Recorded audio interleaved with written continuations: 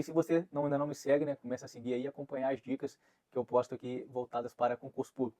Dando sequência aqui, hoje vamos abordar a Lei 13.869, a Lei de Abuso de Autoridade, tá? Artigo 1º, caput, né? Vamos iniciar. Esta lei define os crimes de abuso de autoridade cometidos por agente público, servidor ou não, que no exercício de suas funções ou a pretexto de exercê-las, abuse do poder que ele tenha sido atribuído. Então aqui nós temos o quê? O crime de abuso de autoridade é quando um servidor público ou não, como diz a lei, ele vai abusar, ele vai se exceder além do limite permitido em lei, além daquilo que a lei permite que ele possa ir, ele vai além. Então ali estaremos diante de um crime de abuso de autoridade. E uma observação muito importante é o seguinte: não é necessário que o agente seja concursado para responder por abuso de autoridade, tá? Porque o próprio caput do artigo falou o seguinte, ó, cometido por agente público, servidor ou não, tá? Então não precisa ser servidor concursado, não precisa ser efetivo, tá? Vocês devem estar se perguntando, mas o que é considerado, quem é considerado autoridade, né, de acordo com a lei? Nós vamos chegar lá, nós vamos abordar. Beleza? O parágrafo 1º do artigo 1º diz: as condutas descritas nesta lei constituem crime de abuso de autoridade quando praticadas pelo agente com a finalidade. Então aqui requer um dolo específico, finalidade. Específica de quê? Prejudicar outrem ou beneficiar a si mesmo ou a terceiro, ou ainda por mero capricho ou satisfação pessoal. Então aqui nós temos o especial fim de agir por parte do agente. Ou seja, o crime de abuso de autoridade, ele não admite a forma culposa, somente a dolosa. A culposa é quando a gente não tem a intenção de praticar. Como o parágrafo 1º do artigo 1º mostra pra gente aqui, o agente ele tem o quê? Ele tem uma finalidade específica. Essa finalidade pode ser o quê? Mero capricho ou satisfação pessoal, ou para prejudicar ou beneficiar alguém.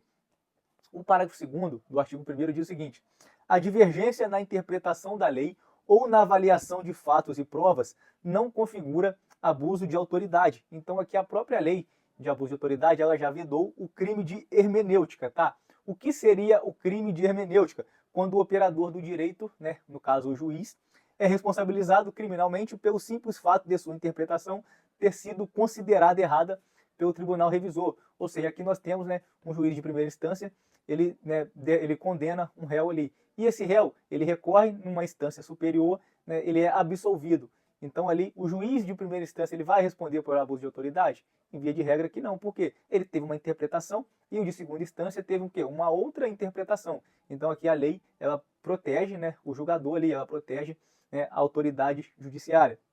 Agora, dos sujeitos do crime. Quem são os sujeitos do crime de acordo com a Lei 13.869? Ó, é sujeito ativo do crime de abuso de autoridade qualquer agente público, servidor ou não, da administração direta, indireta ou fundacional de qualquer dos poderes da União, dos Estados, do Distrito Federal, dos municípios e de território, compreendendo, mas não se limitando a. Então aqui nós temos um rol exemplificativo. E temos aqui, ó, servidores públicos e militares ou pessoas a eles equiparadas, membros do Poder Legislativo, membros do Poder Executivo, membros do Poder Judiciário, membros do Ministério Público e membros dos tribunais ou conselhos de contas, tá? Reforçando aqui, nós temos um rol exemplificativo, né, de agentes ativos que podem responder por abuso de autoridade. Parágrafo único. Reputa-se agente público para os efeitos desta lei todo aquele que exerce, ainda que transitoriamente ou sem remuneração, por eleição, nomeação ou designação, contratação ou qualquer outra forma, investidura ou vínculo, mandato, cargo, emprego ou função em órgão ou entidade abrangido pelo caput deste artigo. Então não é necessário que aquela pessoa que está ali representando a administração pública, que ela seja o quê? Um servidor ou que ela seja um funcionário público, tá? Por quê? Exemplo, né, que a gente usa bastante em relação ao sujeito ativo de abuso de autoridade é o mesário. O mesário ele é convocado, né, no período de eleição, ele não recebe, não tem remuneração, ele não tem nenhum vínculo com a administração pública, mas no dia da eleição ele está ali o quê? Representando a administração pública. E caso ele se exceda em alguma conduta, ele irá responder por abuso de autoridade, tá? Então é muito importante você entender que não precisa ter vínculo, né, efetivo, né, no caso de ter contrato com a administração pública, não precisa ali você ter remuneração, basta você, dentro da legalidade, você ser inserido em um cargo, né, que você está representando a administração pública. Agora, nós vamos tratar aqui, para finalizar, da ação penal. Os crimes previstos nesta lei são de ação penal pública o quê? Incondicionada, né? Temos lá no, se eu não me engano, acho que é o artigo 100 no nosso Código Penal que fala sobre a ação penal pública, né? Fala sobre a ação penal, né?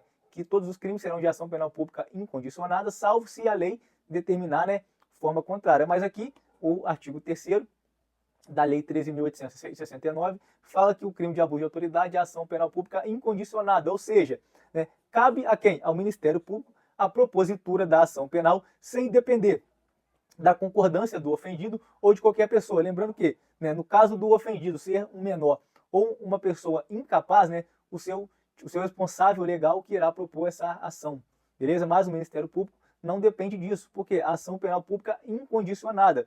O parágrafo 1º, ele traz para a gente uma outra situação. Será admitida ação privada. Então, Diego, estou respondendo ali uma questão, né, de prova ali, estou numa prova.